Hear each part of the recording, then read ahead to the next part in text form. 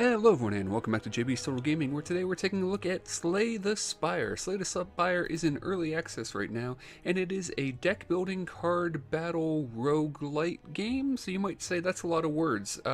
Well, we'll get into how all this works. If you're a board gamer, if you played games like Dominion or Ascension, deck builders or things like that, that's what I mean by deck building. You will build your deck as you actually play the game. You'll start with a base deck. So there are two characters you can play as right now in early access, the Ironclad, who starts with 80 health and heals 6 after each combat, which is pretty powerful, and the Silent, who starts with 70 health and draws 2 additional cards on their first turn in combat.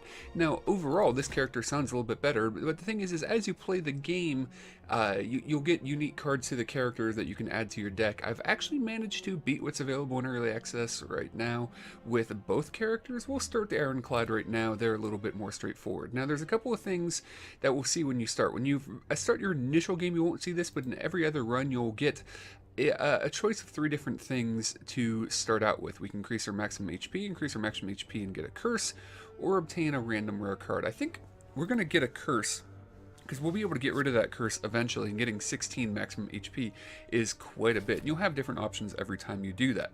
Now, when you go through, you're going to be going through different levels of the tower. Kind of each one of these steps is kind of like a level, and then there's different towers, kind of basically is how it works. And you can see the legend here, and there are enemies, elite enemies that give you relics, and we'll see what those are. All different kinds of things you can see along the path. And then there are these question marks that can be one of the things on the map, or a unique thing that gives you a choice, kind of like FTL or something like that. Now, we are going to want to get rid of that curse card as soon as possible, and one of the ways you can get rid of cards is at shops, although that will take most of our gold if we go to a shop right away to do that. So maybe we're better off going to a shop a little bit further down the line. Oh no, I like it in question marks. So let's start over here on this path. And basically, after you do certain things, the path you go along, you know, dictate, but there are other ways that you can branch. Now, there's a lot of things to throw at you right at the start, and a lot of things we'll kind of learn as we go. So here is the card we got because of that curse. It's just this unplayable card, and at the end of our turn, we'll gain weak. So what is weak? Well, there's all kinds of things. One of the unique things about this game that I will point out is that most of the time you're actually going to see what your enemy's intentions are. So for example, we can see our opponent is going to attack us for 11. Now that seems pretty bad. And you might say, wait a minute, what's the point of this game if you know what your opponent's going to do? Trust me, even knowing that, there's still a lot of tactics, in many ways tactics, because you know that. And the game isn't exactly easy just because you know what your opponent's going to do. Now, we have 3 energy on our turn, and cards are either going to cost 0, 1, 2, or 3 energy to play. There are some cards that cost more than 3, but there are ways to reduce that. So if we do a strike, we'll just deal 6 damage. If we do a defend, we'll gain 5 blocks. So we can defend twice, and then we'll know we'll take 1 damage on our health, and we're going to heal back 6 at the end of the round. So that's pretty good. So we could do that, or we could bash. So if we did this for 2 and then maybe defend once, we'll take 6 damage, but we'll make our opponent vulnerable too. So basically when there's a number, that often means it'll last for that many turns. So make our opponent vulnerable this turn, which will, and again, as you can see there, one of the great things about this game is the tooltips. You hover over anything and you should be able to get all the information you want. It'll take 50% more attack damage, but we won't attack again this round if we defend with our 3rd point, and it'll only last for next round. So I actually think we're just going to take the slow game right now and play our defense cards and attack once. Now, looking at this, and when I looked at this game initially and I saw somebody playing this game, I thought this looked, it looks overly simple. So here we can take a look. So our opponent tends to block, which they'll get basically block like we get block when we defend, and then buff. So we can just go ahead and attack 3 times. Now, one thing you'll notice is we're actually doing less damage. Notice those numbers are in red. We can go over weakened and see we're dealing 25% less damage for 1 turn. So you can see the weakened symbol in 1, and again, great tooltips in this game.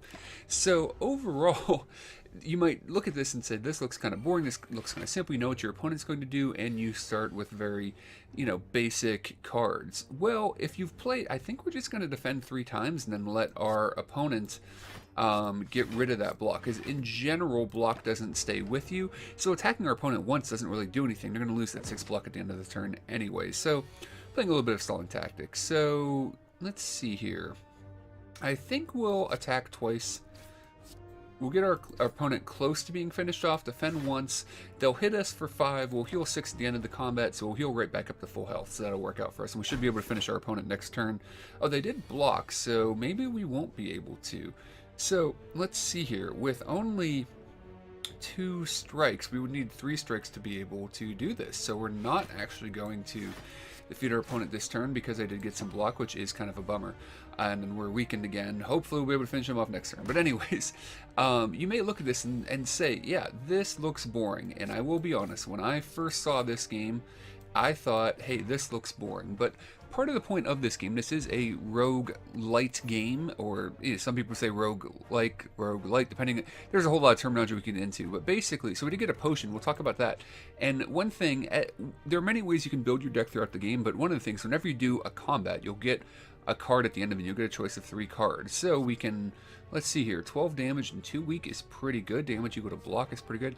But here, we're going to take this because this is a power. So we've seen like attack and skill cards. Power cards are something that gives you a power for the rest of the combat.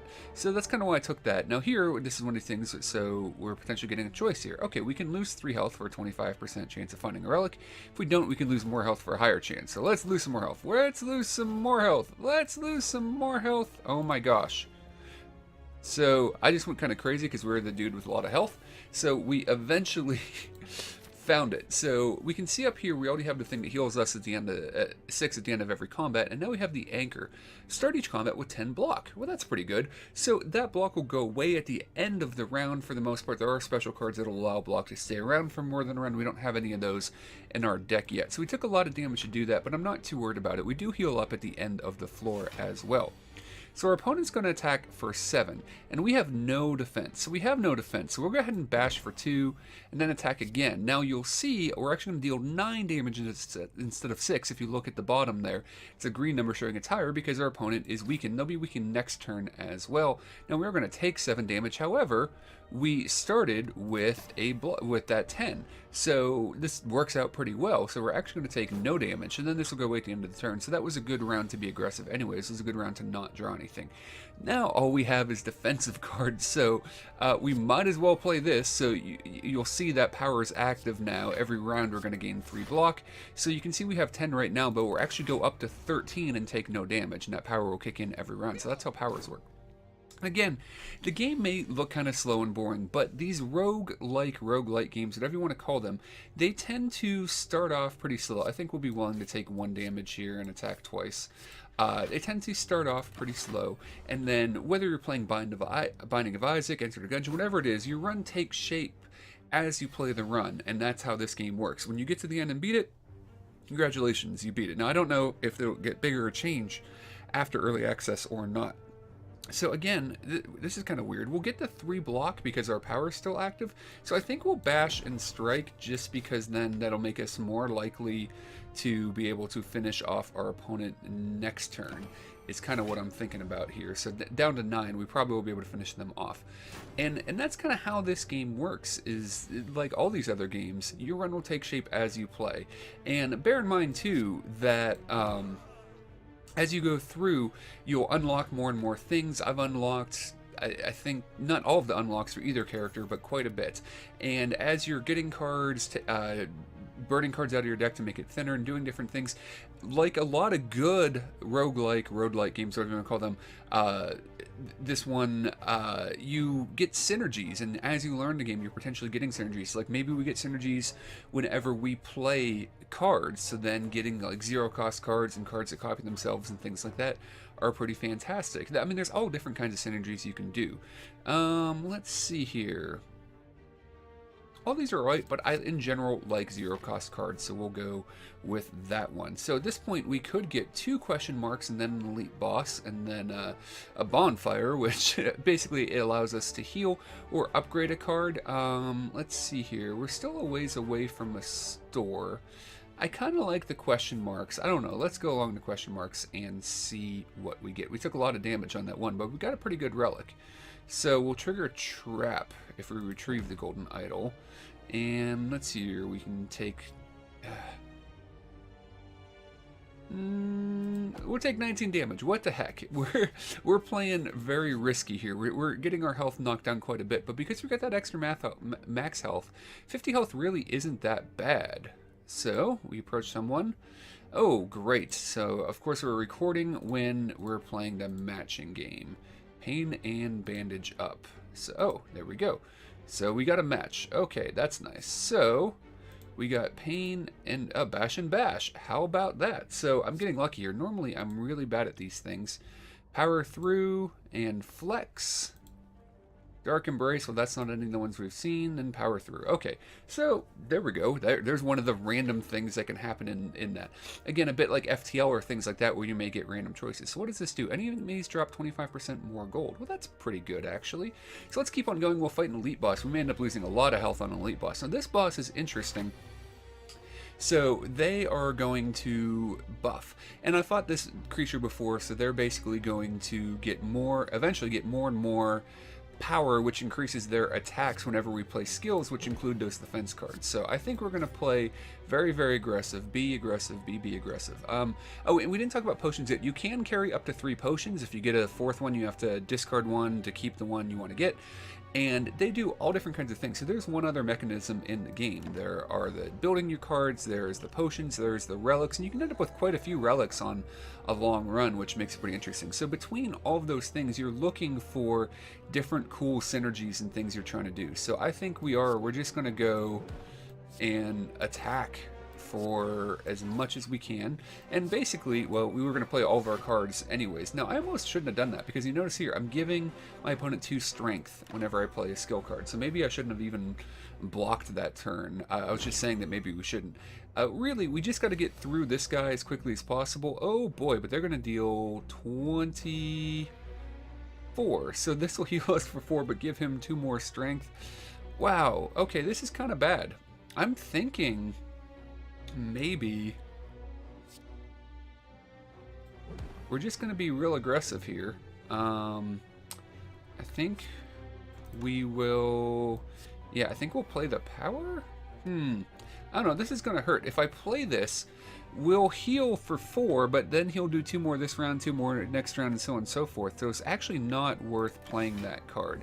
So I'm kind of hoping with the vulnerability, I probably should have actually struck the opponent with 1 more to help ensure we'll be able to finish them off. If we can do enough damage, though. So how will this work? They are still vulnerable. We're better off doing that and that, I guess. And then can we get them down low enough? No, we're gonna be hurting. Yeah, maybe I should have struck on that last turn. So we're gonna get down really low here. We're gonna get that 3 armor. So we'll heal back up a little bit, and this is potentially very, very risky the way I'm playing here. But I'm taking a chance on it. The plan. Let's see here. Yeah, we'll definitely be able to finish them off. Okay, and we don't even have to use our potion to do that. We'll heal up a little bit, and eventually when we get to that bonfire, we'll also heal a little bit. Every 10th attack you play, the damage is doubled. Another explosive potion, and add another card. Let's see here. This isn't necessarily super powerful for us right now, but I like the dual wheel card. I think it comes in really handy eventually. Oh, that's right. There's a fire right afterwards, so we will go to that. Now, whenever you go to a fire, you have the option of resting, smithing, or depending on certain things you may have gotten throughout the run, there may be some other options. But for right now, we're just going to rest. It'll show us how much we'll heal up. So we're at 39, which, to be fair, isn't great, but we've got a monster, a treasure chest, and a fire.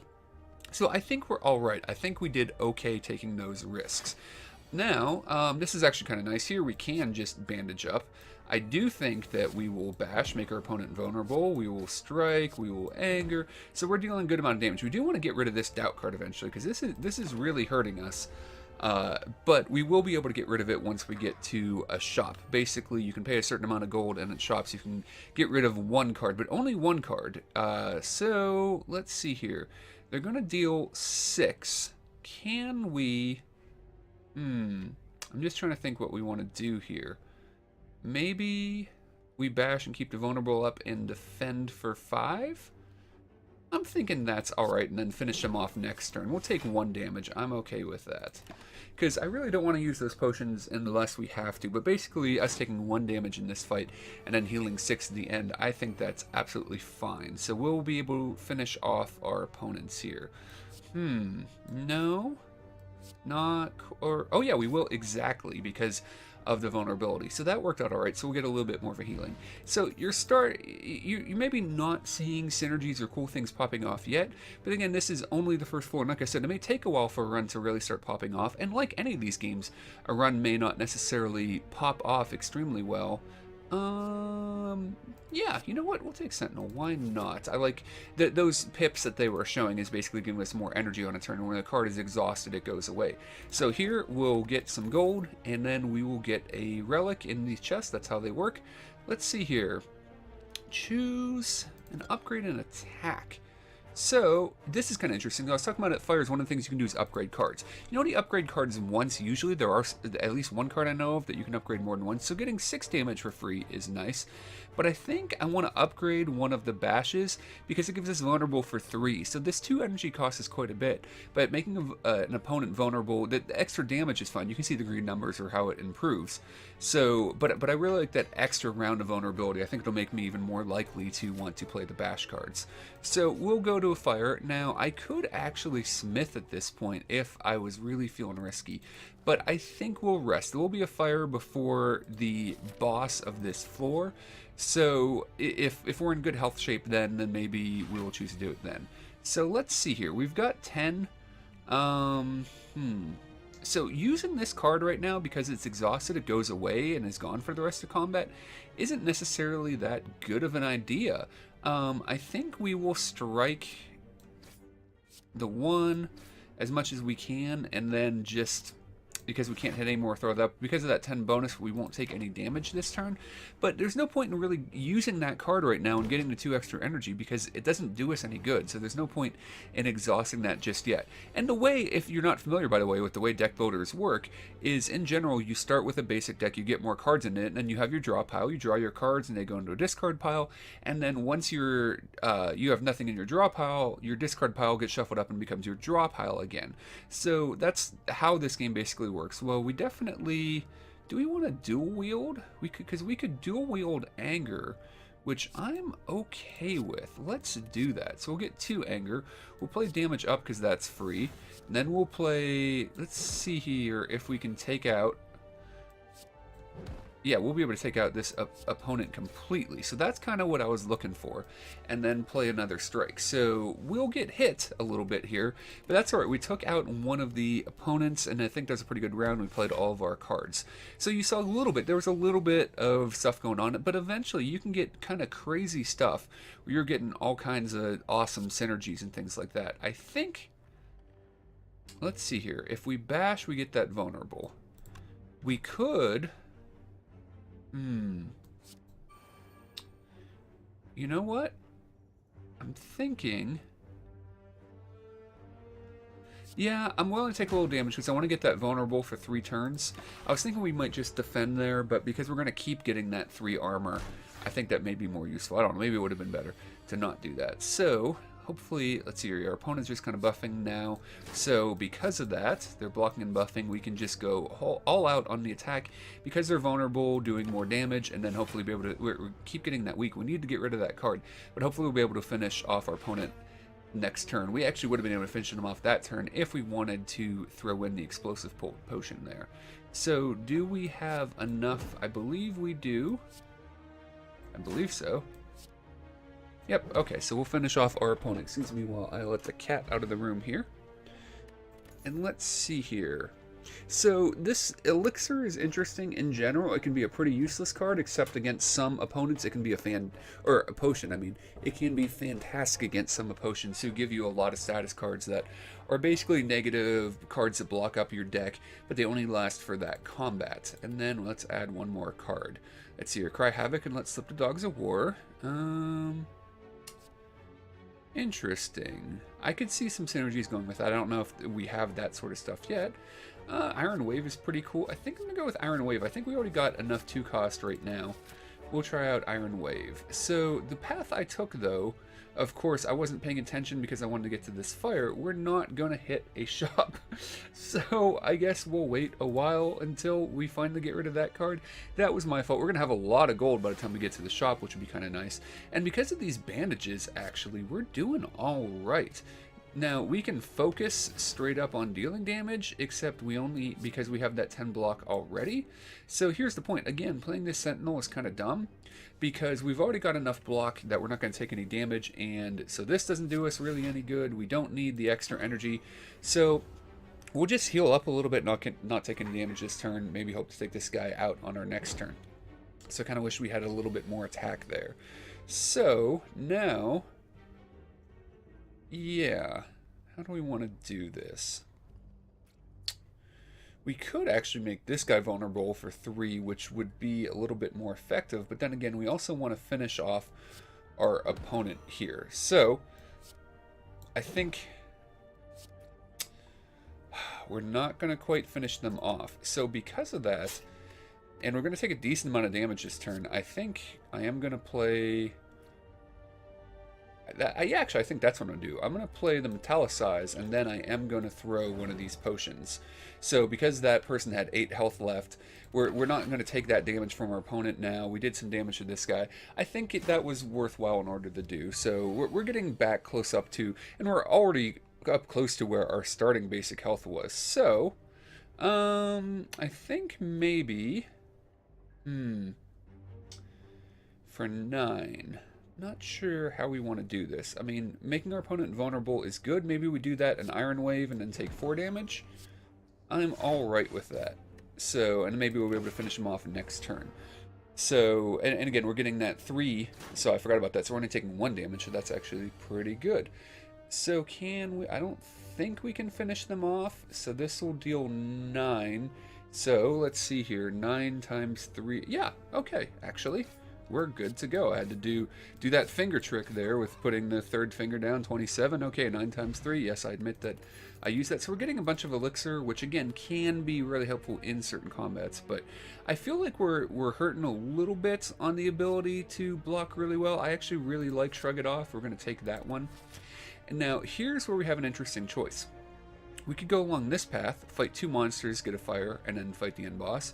We could fight a monster, an elite, get a fire in the end boss. We could fight an elite, a random event, fire and boss. I think we'll go this way. I think we're doing pretty well on health. Getting another relic isn't going to be a bad thing. This guy might take a while to fight. And remember, again, if you're looking at this and saying, oh, I don't know, this is looking a little boring to me, again, remember that we are going to be... the more and more you go, the more and more cool synergies you see, and not every run is going to be equal. I kind of like getting a copy of this. I think this card is pretty useful to us. And the enemy's still sleeping, so I know we'll wake them up if we do another Iron Way. I don't know. You know what? I've always woken this enemy up on the first turn. I don't know what happens if we don't. They're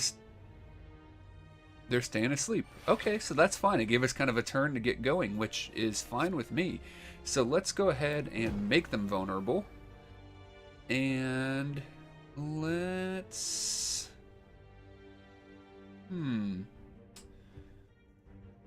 yeah, you know what? They're vulnerable, so let's go ahead and deal some damage. And then, so now they're awake.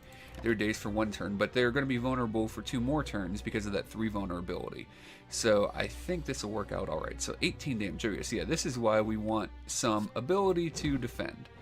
So, I mean, we can...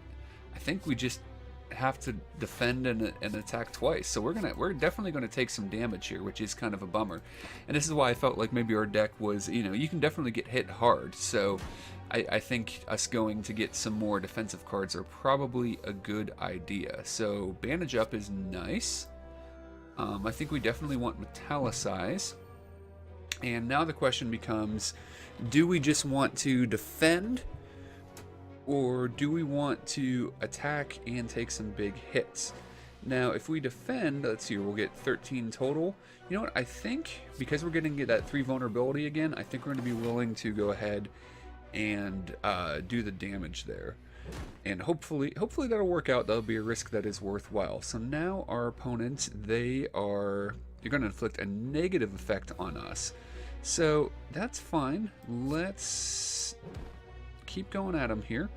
Do we want... I think because we have 2 more turns of vulnerability, I mean, we can stack 2 more on. Maybe that is the better bet. Or do we want to Yeah, you know what? I'm going to do that. And then this deals slightly more. We're not worried about block this round. So because we're keeping that vulnerability up, that's why I went with that, not getting in the extra attack, because we're only going to have that one more round there. So let's see here. Will we have enough to do this? So 7 damage times 3 is not going to do it this time around. So I think we definitely shrug it off. So that works out all right. Is 4 block really worth it? We're definitely going to attack once. You know what? I'm going to attack one more time in the hopes that we will now have our opponent down low enough that we'll be able to finish them off next turn. Again, we're going to take 8 damage here. But, you know, I also am kind of expecting this against an elite enemy. That's not something that's really surprising me. So I do think we dual wield. And I think, yeah, we dual wield on the strike, actually, because we'll have 2 more left. And then we should... Oh, but that's only dealing 5. So at this point, yep, we play that. Wait a minute.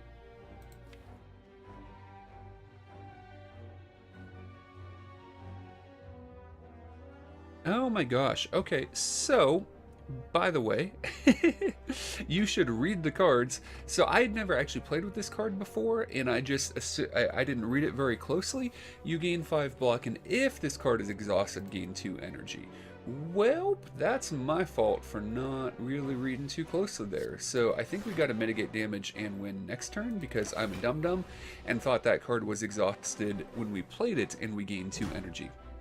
So totally my fault for that one. Hopefully we can finish off our opponent now, though. Yeah, that was... we got lots of anger. That's an issue sometimes, but... And yes, just enough. One over. So we're doing all right still. So what did we get as our trinket? Ooh, start of combat 1, vulnerable to all enemies. That's pretty nice. I'm definitely going to discard one of these in order to take the fire potion, deal 20 damage to one character. And then what did we get? That's pretty good. It is 2 cost. Losing strength can be good, but it's exhausted. Below. Interesting. That's an interesting power. So if we have low health, we're getting more stuff. You know what? I think I'm going to take that. I kind of like the idea. Getting more energy is always nice. So here is our random event coming up. We're going to see what we are going to get. Yeah, you know what? I'm willing to upgrade 2 random cards in order to do that. So we're definitely going to rest. Or, you know, so we'll get back some health here at the fire. We would have only been able to upgrade 1 card if we didn't do it. So we were able to upgrade 2 cards. They were at random, though, not our choice, which is kind of a bummer. Okay, so the slime. So they're going to deal 9. I think we're definitely going to... But we start with 10 in the first round, which is great. So we're going to go ham on the attack. Make our opponent vulnerable because we already got that bonus 1 from our trinket. They're now vulnerable for 4 turns, which is pretty fantastic. Now, this enemy does split when they go below 50% health, and then each one gets the health that they have remaining. So that's something kind of important to keep in mind. So here, we don't know what the enemy's intention is. We know they're not attacking. So I think we definitely continue to stack the vulnerable. So we're going to have vulnerable just for a whole bunch of turns here, which is nice. And we want to bear in mind, too, when we get our opponent below 70 here, they're going to split. Now they're going to deal 35. So, okay, let's think about how we want to do this. Well, pretty much all we've got is defense, which I guess is good because we're gonna get hit really, really hard. Yeah, that's a bummer. So we still have them vulnerable for quite a few turns. We mitigated some of that damage, definitely not all of it, so now they're back to 9. So Metallicize got upgraded, so 4 every turn, which is pretty nice. So what else do we want to do? Well, we want to play Metallicize pretty much for certain. And then, let's see here. I think we're going to deal damage and do that. And we don't really need Shrug It Off at this point. We'll block all the damage. So I probably could have dual wielded something there instead of what I was doing. So I'm going to What am I doing? I don't know. Just end turn. That was just mistakes all around there, but we're okay, because I'm planning on now, this turn, we want to deal as much damage as we possibly can. So, so we'll definitely play this power. We will strike twice, and then we're going to use this potion that deals 20 damage. The reason we're doing that is now, you can see here, our opponent's intentions are unknown, but we can see that it does tell us actually split below 50 health, so, or 50% health. So because of that, I wanted to use that fire potion to get our opponent's health as low as possible before the split. That was kind of the plan of what I wanted to do with that. So we have 11 coming in. We've got 4 block already. What do we want to do? So let's see here. I guess we'll just attack once and then defend a bunch, because that's all we can really do with our hand. So that is kind of a bummer. We won't take any damage though, and it can also get cool synergies where like our opponents take damage when they hit us. There's all kinds of cool, interesting stuff, and both characters again have different unique things that they have available. So here we have 4 damage, which is pretty nice, or 4 energy because we're below health. So do we want to stack vulnerable on one of them? Or do we want to... I think... Let's see here. Now, this person is also going to split. So, I think we're going to wait here. We're going to wait and then just do a bunch of damage on one of them. Because normally when you fight a slime, they'll split once. These slime will actually split twice, which is kind of a bummer. Now you can see our hand's going to... I think you did see that we did get some... I believe when one of them hit us, we got the status cards I was talking about. So we can definitely get this guy below here. So we're gonna and I think we're gonna strike. We're gonna do this. We're gonna deal as much damage as possible, and then why not throw out the explosive potion? Because then that will finish that one off so that it won't split at all. We can shrug it off and draw a card. Why not? And then strike this one. If we strike them, will that bring it below? I believe so. So maybe we don't want to strike. Or that will... No. Yeah, I think we're gonna wait until our next turn to attack, because we basically...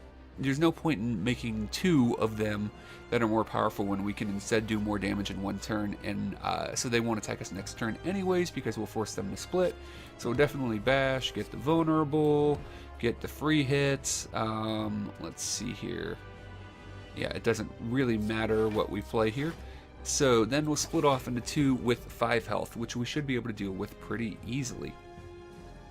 So there you go. We have checked out the... well, once we finish this, so we will strike, we will strike, we will strike, and we finish off the first floor. Now, whenever you finish off a floor, not only do you get a card like usual, so gain 3 permanent max HP.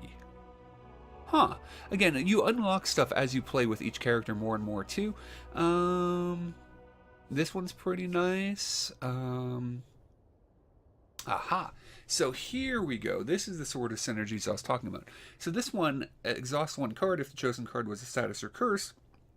Deal 10 damage to all enemies. Now that one card we had isn't a status or curse, but we could get a card, for example, that would exhaust a card, and then we'll get the bonus from that exhausted card. So, but I think we're going to go with Feed. This is a new card I haven't seen before. So, but also when you beat a boss, you didn't get a choice between 3 relics for every 5 cards in your deck. Heal 2 hit point whenever you enter a campfire. That's a nice one. Potions always drop after combat. Also a nice one. This one, we get 1 energy at the start of each combat. We can no longer use potions. That one sounds really nice, but not using potions can hurt. I'm having a tough choice between these 2. We have 21 in our deck, so we heal 4 every campfire right now. I think we're going to go with the potions always drop after combat. Potions can be pretty useful. So there you go. We now move on to level 2, the city. I think I'll stop the video here and then post another video with either the rest of the run, or if we go to the third level, maybe another video. This will probably run a little bit shorter now that I won't be explaining the game and all that. Hopefully we'll be able to see some cool synergies pop off. To be fair, this deck isn't really amazing yet. I have seen decks where you just get some really cool combinations and some where you don't. This one isn't fantastic so far, but I wouldn't say it's bad. But thanks a lot for watching, everybody. Hopefully you guys want to check out more of the game. There'll be more to come shortly. Thanks a lot for watching, and we'll talk to you again soon.